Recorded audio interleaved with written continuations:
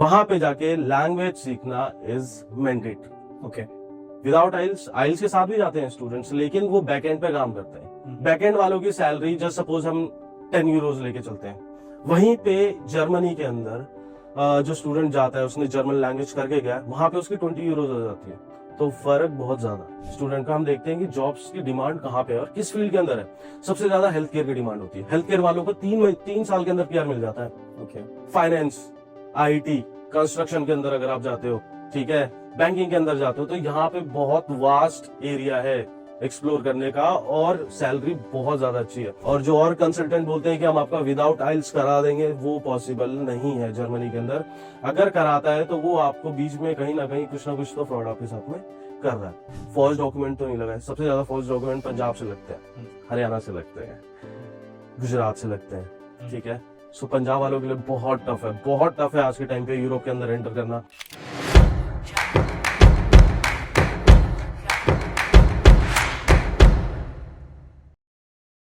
Hello guys, today we have Varun in our office.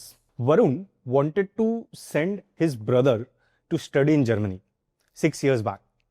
And while he was trying to help his brother to get through this process, he went and talked to a lot of people in the industry. And to his disappointment, he found a lot of challenges and obstacles, including people asking lakhs of rupees to help him out in getting his brother studying abroad dream fulfilled. Unfortunately, Varun couldn't help his brother back then and fulfilling his dream. But then this specific episode left a hole in his heart where he felt that if his brother was not able to get into abroad and study in Germany and other countries out there, there must be so many other students or so many other parents or brothers struggling with this thing. And that's where he started Easy Abroad, where he's helping primarily students to study abroad, specifically mostly to the European countries. So today we will talk to Varun. Hi Varun. Hi Manu. Thank you for taking out time. And even thank you so much for inviting me in your podcast. Right. So today, Varun, I actually want to talk and understand more about Europe, and there is a reason for that. In last 6 months or 1 year, a lot of geopolitical tension, recession worries, and all of that is happening. And the mainstream countries, which used to be US, UK, Canada, we are seeing decline in the number of students who are interested in those countries. On the other hand, the students interested in pursuing education in countries like Europe is increasing. Yes. And I actually want to understand everything I know. 30 minutes is not a good enough time for that, but let's start conversing about this and try to understand why Europe. And that is my first question to you.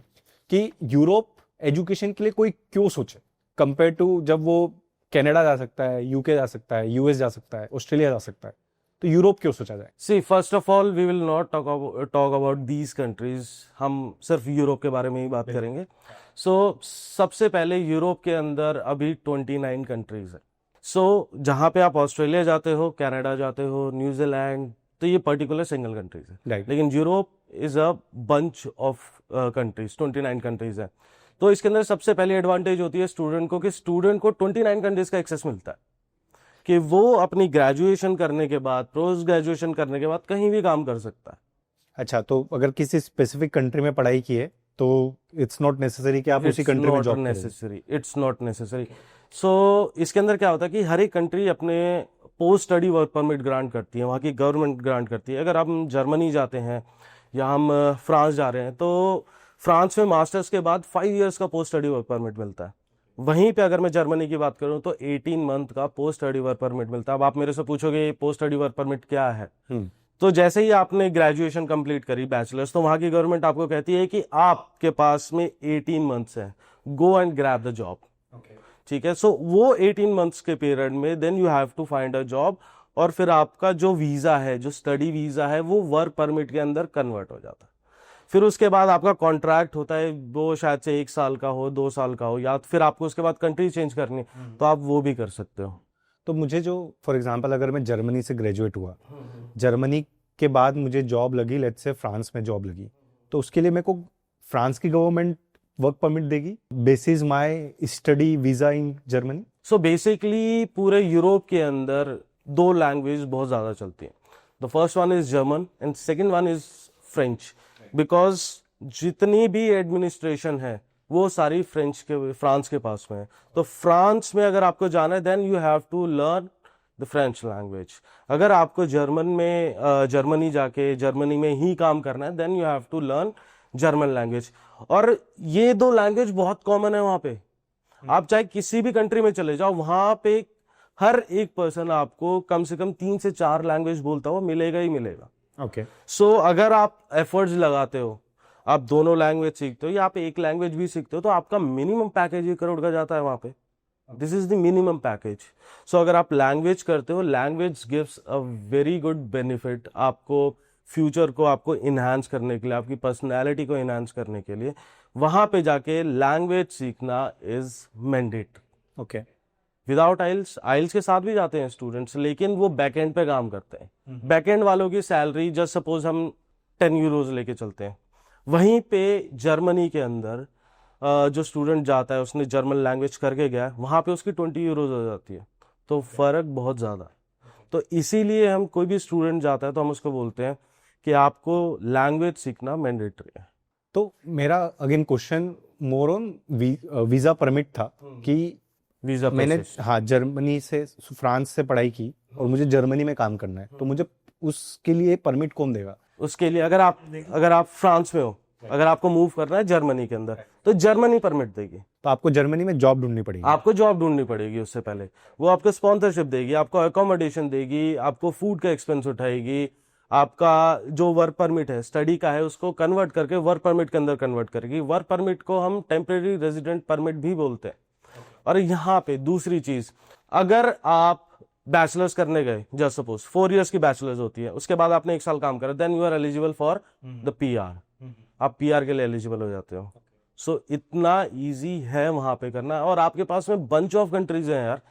Weather you can go to Luxembourg जाओ, Netherland जाओ, आप Belgium जाओ, France जाओ, Germany जाओ, कहीं भी जाके काम करो आप. मतलब जो मेरी अंडरस्टैंडिंग रही है, and that is primarily talking to lot of people from the industry, तो पीपल से कि यूरोप में जॉब अपॉर्चुनिटीज कम है compare to let's say if you are going to USA, if you are going to UK. Europe में you will find it difficult to get the job. तो ये is it a myth, is it a या कोई underlying कुछ कि ये efforts आप कर लोगे तो इजी हो जाता है यूरोप में? See, इसके अंदर क्या है कि सबसे पहले जब भी हम कोर्स सिलेक्शन करते हैं ना स्टूडेंट का, हम देखते हैं कि जॉब्स की डिमांड कहाँ पे है और किस फील्ड के अंदर है. सबसे ज्यादा हेल्थ केयर की डिमांड होती है. हेल्थ केयर वालों को 3 साल के अंदर पीआर मिल जाता है. ओके. फाइनेंस, आईटी, कंस्ट्रक्शन के अंदर अगर आप जाते हो, ठीक है, बैंकिंग के अंदर जाते हो, तो यहाँ पे बहुत वास्ट एरिया है एक्सप्लोर करने का और सैलरी बहुत ज्यादा अच्छी है. वहीं पे अगर मैं बात करूं, अभी जो ट्रेंडिंग के अंदर कोर्सेज चल रहे हैं, एआई चल रहा है, आर्टिफिशियल इंटेलिजेंस, ये बहुत बूम पे चल रहा है. डेटा एनालिटिक्स चल रहा है, डेटा साइंस चल रहा है. तो ये जो सब्जेक्ट्स हैं ये बहुत अच्छे सब्जेक्ट्स हैं. अगर अभी हम इसको एक्सप्लोर करते हैं तो आने वाले 1-2 साल में इनका ये बहुत ज्यादा बूम पे जाएंगे और इनकी सैलरी भी बहुत अच्छी है. तो अब 29 कंट्रीज के बारे में तो डिस्कस नहीं कर पाएंगे. Let's pick couple of countries. Majorly I have seen and based on data that we receive for education loan, mostly students are going for France and Germany. तो let's start with Germany. Germany से again my question जो Europe के लिए था, what makes Germany a competitive destination for an study abroad education? क्या फायदे हैं, क्या नुकसान है? एंड मैंने ये भी सुना है कि जर्मनी में बहुत सारी यूनिवर्सिटी में फीस ही नहीं लगती, फ्री एजुकेशन. तो व्हाट इज दैट फंडा? राइट. सी, हम स्टार्टिंग से स्टार्ट करते हैं. स्टूडेंट जब भी हमारे पास में आता है तो स्टूडेंट के जो बैक प्रोफाइल है उसको हमें करंट प्रोफाइल जिसके साथ वो जाना चाहता है उसके साथ में मैच करना पड़ता है. अभी रिसेंटली मेरे पास में एक केस आया था, उस स्टूडेंट ने फॉरेंसिक साइंस में करा था और फॉरेंसिक साइंस से रिलेटेड कोई कोर्स नहीं मिल रहा था हमें जर्मनी के अंदर. हमने उसको इंटरनेशनल हेल्थ केयर के अंदर डाल दिया. हमने एक चांस ले लिया. उस चांस को क्या हुआ कि जब भी उस स्टूडेंट वो वहां पहुंचा तो स्टूडेंट का वीज़ा रिफ्यूज़ हो गया, क्योंकि उसका कोर्स ही मैच नहीं कर रहा था। जब उसका कोर्स ही मैच नहीं करा तो वो बच्चा जाएगा कैसे? तो सबसे पहले इंपॉर्टेंट होता है हमारा कोर्स को मैच करना, उसकी प्रोफाइल को बिल्ड करना। सेकंड थिंग, उसके डॉक्यूमेंट्स को यूनिवर्सिटी के अंदर सबमिट करना, ये सेकंड प्रोसेस आ जाता है। इसके अंदर उसके 12th या फिर अगर बैचलर्स करने जा रहा है तो 12th के, 10th के, और ये आपका आइल्स के साथ भी आप जा सकते हो पब्लिक यूनिवर्सिटी के अंदर। जर्मनी बहुत वास्ट है फ्री एजुकेशन के लिए। फ्री एजुकेशन क्या है मैं भी अभी आपको आगे बताऊंगा इसके अंदर। सो प्रोफाइलिंग हो गई, यूनिवर्सिटी में डॉक्यूमेंट्स भेज दिए। अगर पब्लिक यूनिवर्सिटी में जाएगा तो मिनिमम 6.5 या 7 बैंड होने चाहिए फ्री एजुकेशन के लिए। German language is not required. उसके बाद वीज़ा का प्रोसेस स्टार्ट होता है, ब्लॉक अकाउंट्स होते हैं। अगर स्टूडेंट के पास में पैसा नहीं है देन ही टेक लोन लेता है, वो बैंक से लेता है, बहुत सारी चीज़ें हैं। और जर्मनी के अंदर बेसिकली 2 तरह की यूनिवर्सिटीज़ हैं। एक पब्लिक यूनिवर्सिटीज़ हैं जो गवर्नमेंट फंडेड यूनिवर्सिटीज़ हैं, एक प्राइवेट यूनिवर्सिटीज़ हैं। प्राइवेट यूनिवर्सिटीज़ के अंदर अगर आपके आइल्स के अंदर 5.5 बैंड है तो भी आपका इजीली एडमिशन हो जाता है। लेकिन डिमांड होती है बच्चों की public universities, government funded universities. So कुछ ऐसी यूनिवर्सिटीज़ हैं जो आपकी मेन सिटीज़ के अंदर बेस्ड होती हैं, just like Berlin, Munich, Frankfurt.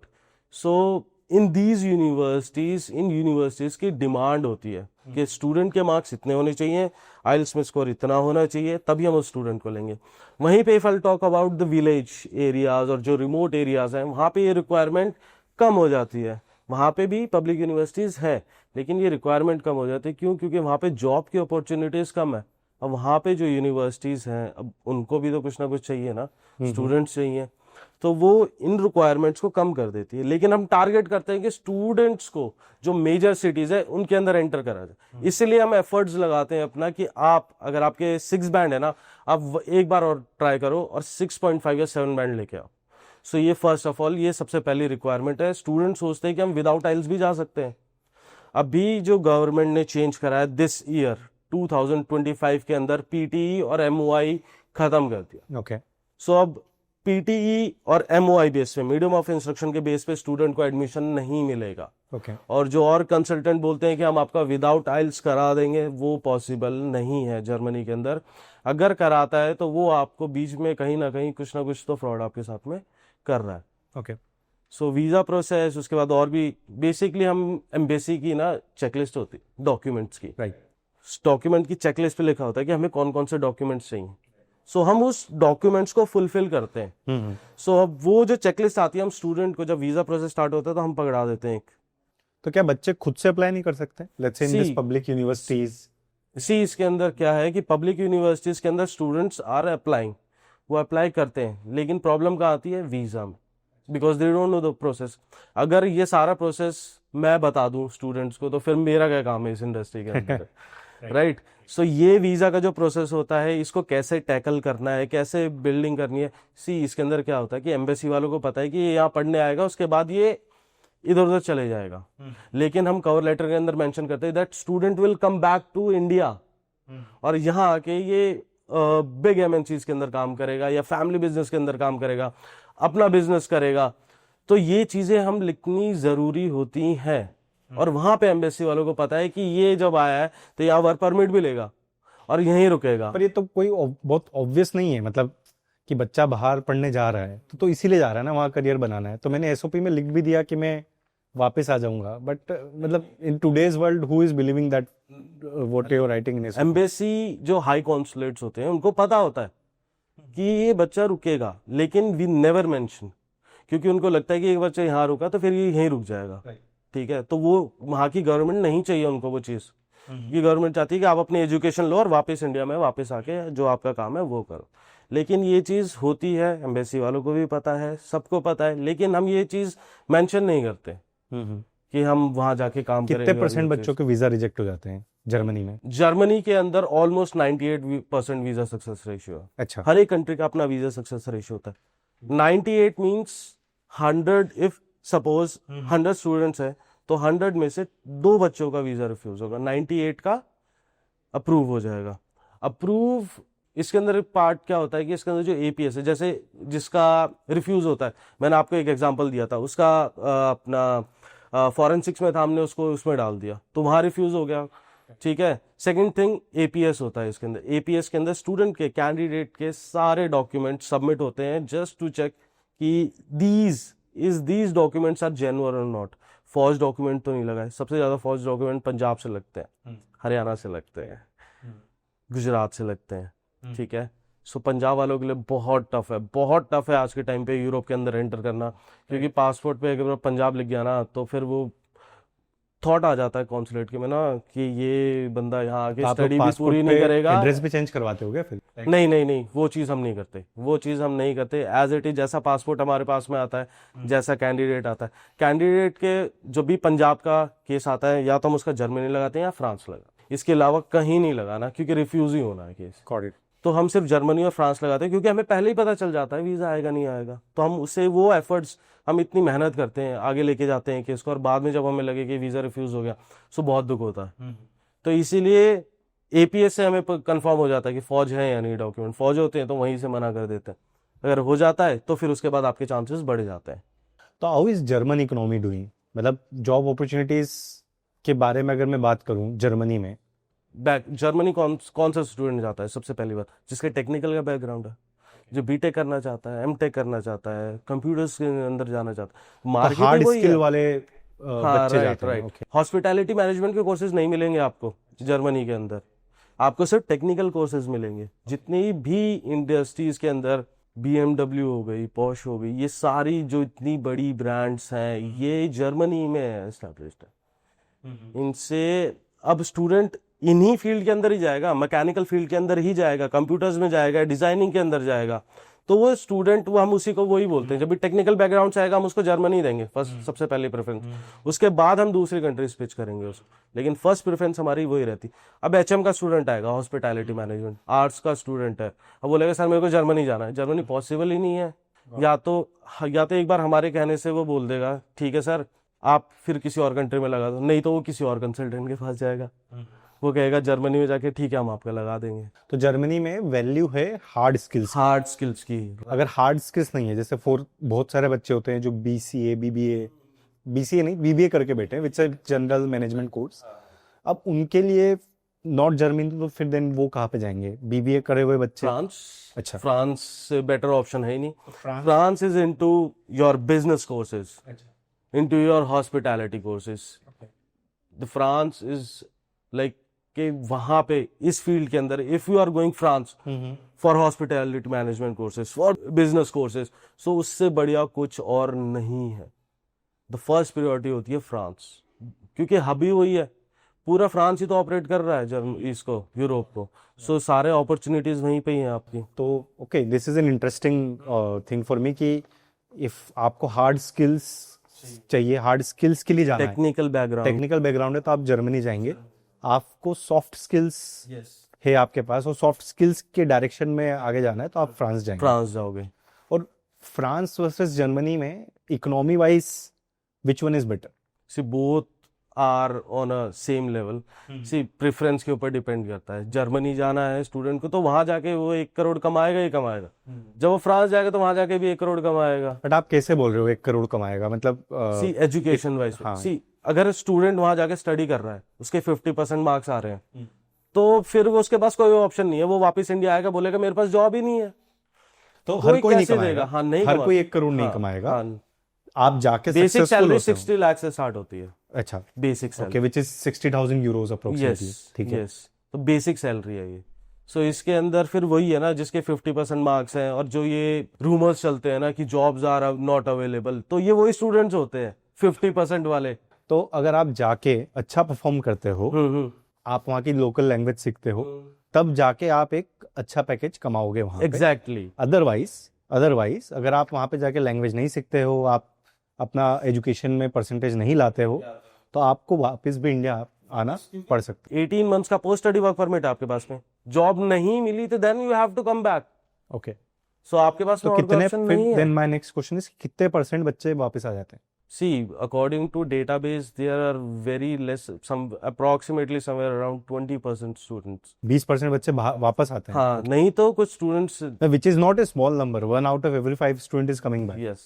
So there are, see, this is not a fixed data. ये कहीं पे भी अवेलेबल नहीं है. कौन कितना आ रहा है, कोई सर्वे नहीं है, कुछ नहीं है. दैट इज अ पर्टिकुलर एक परसेंटेज है जो मेंशन करी हुई है. स्टूडेंट्स के जिनके कम मार्क्स होते हैं तो क्या वो जर्मनी रहते हैं? वो कहीं और चले जाते हैं. हाँ, वही मैं बोल रहा हूँ ना, वर्क अराउंड किसी भी, हाँ, कहीं भी जा सकते हैं. वो क्या करते हैं, जर्मनी में जाके बच्चे का 50% ही आए. हाँ, अब व्हाट्स नेक्स्ट फॉर हिम? सो वो यूरोप के अंदर फिर वो ऐसी कंट्री जाता है जहाँ पे जैसे लाटविया है, लुथानिया है, हंगरी है.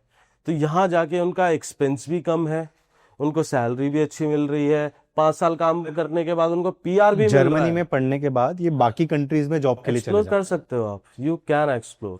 पर डिफिकल्ट नहीं होगा? मतलब जस्ट ट्राइंग टू अंडरस्टैंड कि आपको, जब आपने जर्मनी में पढ़ाई की, जर्मनी में आपने कोर्स किया, एक जर्मनी के इंस्टीट्यूट में आपने जर्मन लैंग्वेज सीखी, आपको जर्मनी में जॉब नहीं मिली और आपको लातविया में, नहीं, लग्जमबर्ग में. These condition are for those students who are weak in education, जिन्होंने जर्मन लैंग्वेज नहीं सीखी. अच्छा, got it. Are for those students ये माइग्रेट कर तो जाते जो हैं. हर बच्चा जा रहा है उसको तो यहीं से लैंग्वेज सीखना चाहिए. लैंग्वेज मैं प्रिफर करता हूँ. See, if a student come to me, बोलता है सर मेरे को जर्मन लैंग्वेज सीखनी है. So see, basically there are 2 intakes पूरे यूरोप के अंदर, फॉल और समर.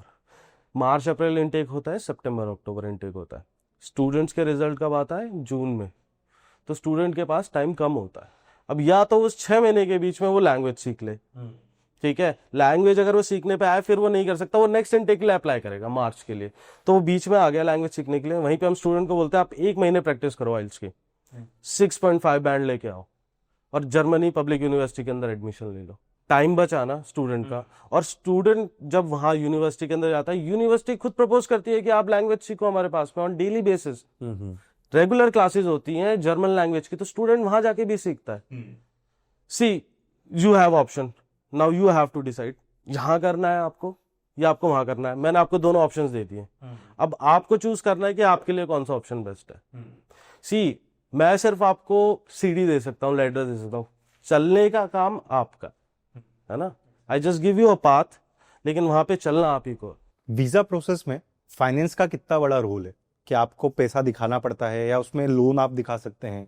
उस डायरेक्शन में if you can talk something कि क्या है. सी, लोन मेरे को लगता है कि ना, जितनी भी यूनिवर्सिटीज की फीस, जर्मनी पब्लिक यूनिवर्सिटीज है वहां पे तो फीस है ही नहीं. वहां पे हार्डली आपकी पर सेमेस्टर की फीस जाती है somewhere approximately 100 euros, 150 euros depending upon the universities. If you will go to France, अब हम फ्रांस के बारे में बात करते हैं. फ्रांस में चाहे आप पब्लिक यूनिवर्सिटी में जाओ चाहे प्राइवेट यूनिवर्सिटी में जाओ, फीस 9 लाख से ही स्टार्ट होगी. Okay. और होगी पक्का होगी, ठीक है. 9 लाख उसकी फीस है. एंड उसके बाद उसको जो फंड शो करना है, अप्रोक्सीमेटली उसको कम से कम 15 से 16 लाख रुपए फंड शो करना पड़ता है, ठीक है. 9 लाख रुपए फीस हो गई प्लस फंड्स हो गए. अब मैं ये स्टूडेंट को बोलता हूँ कि आपके पास में जब पैसा है, then why are you investing? आप लोन लो, एजुकेशन लोन लो. इससे क्या होगा, जो आपके बैंक अकाउंट के अंदर जो ऑलरेडी पैसा है, लेट दी उसका आने दो, पैसा आने दो बैंक के थ्रू में, उसका इंटरेस्ट आने दो आपका, वो अपने पास में रखो, उसको म्यूचुअल फंड में लगा दो. म्यूचुअल फंड में लगा दो, उसको ग्रो करो पैसे को. और यहाँ पे एजुकेशन लोन जब आपकी स्टडीज के बाद 6 महीने बाद स्टडीज कंप्लीट करी, उसके बाद 6 महीने में तब आपका इंटरेस्ट स्टार्ट होता है, EMI स्टार्ट होता है. Why don't you go for this? तब तक आपका वो सोचो कि जो 9 लाख रुपए आपने म्यूचुअल फंड के अंदर इन्वेस्ट करे थे, तो 4 साल के बाद क्या रिजल्ट आएगा उसका.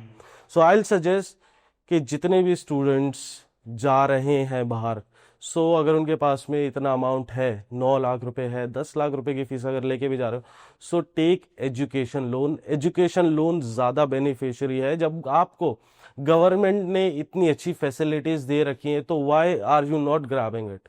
सी, इफ आई टॉक अबाउट आप ज्ञानधन, ठीक है, Gyandhan is one of the wonderful platform जहां पे आपको हर एक बैंक के बारे में जितना इंटरेस्ट, SDFC बैंक हो गया, आपको वहां से कितना इंटरेस्ट मिलेगा, SBI पे अप्लाई करोगे, सो ये आपको एक ऑल ओवर 360 डिग्री व्यू देते हैं.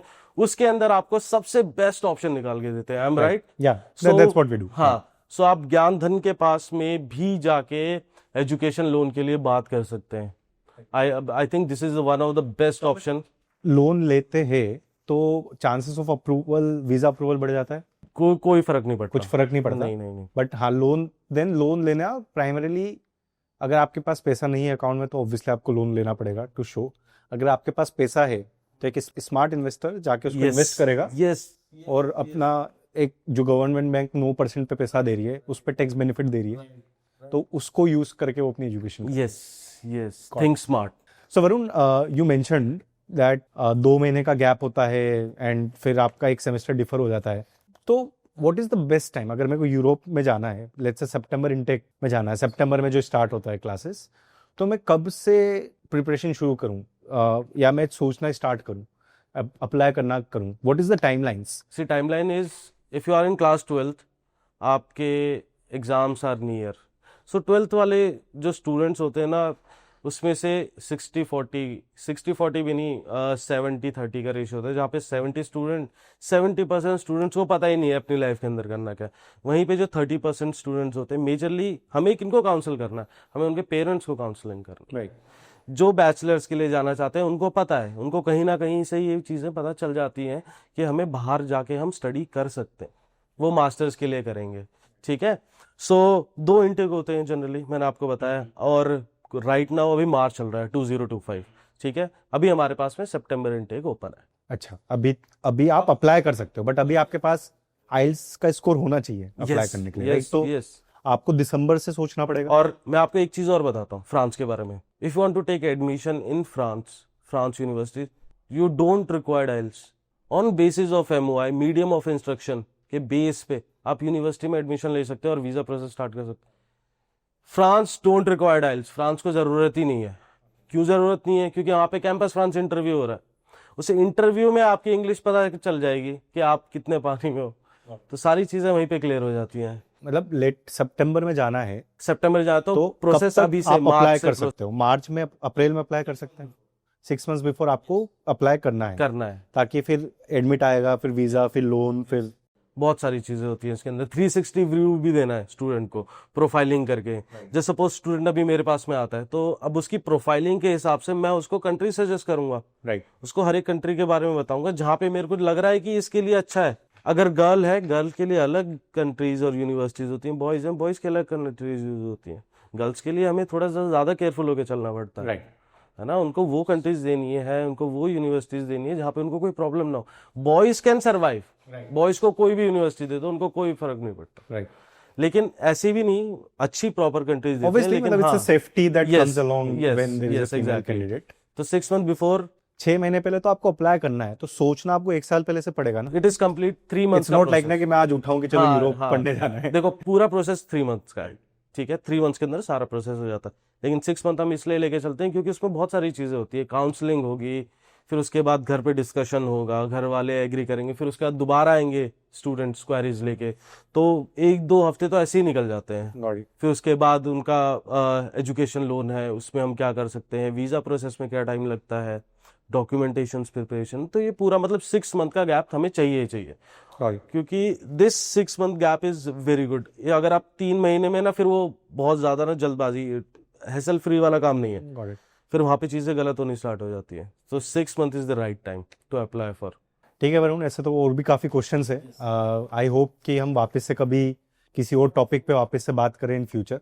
बट मेरी अंडरस्टैंडिंग जो यूरोप को लेके थी, स्पेसिफिकली फ्रांस और जर्मनी, स्पेसिफिकली वो पॉइंट की hard skills for Germany, soft skills for France, काफ़ी इंफॉर्मेटिव था. Thanks lot for that. I hope all the users जो ये पॉडकास्ट देख रहे हैं, they will learn out of it and they will get benefited out of it. if a student wants a detailed video on a particular country, Germany के बारे में या France के बारे में, और अभी जो मार्केट के अंदर जो स्ट्रॉम चल रहा है related to work permits, Luxembourg, Netherland, तो क्या है ये, व्हाट इज दिस. सो अगर आप चाहते हो इसके ऊपर पर्टिकुलर वीडियो हम साथ में बैठ के बनाए, तो उसके लिए कमेंट करना पड़ेगा ना. उस चीज के लिए तो आपको कमेंट में जाके टाइप करना पड़ेगा आप किस यूनिवर्सिटी या किस कंट्री के ऊपर पर्टिकुलर वीडियो चाहते हैं. हम उसके ऊपर भी डिस्कस करेंगे ये सारा पॉडकास्ट पे. Okay, thanks a lot. Thank you.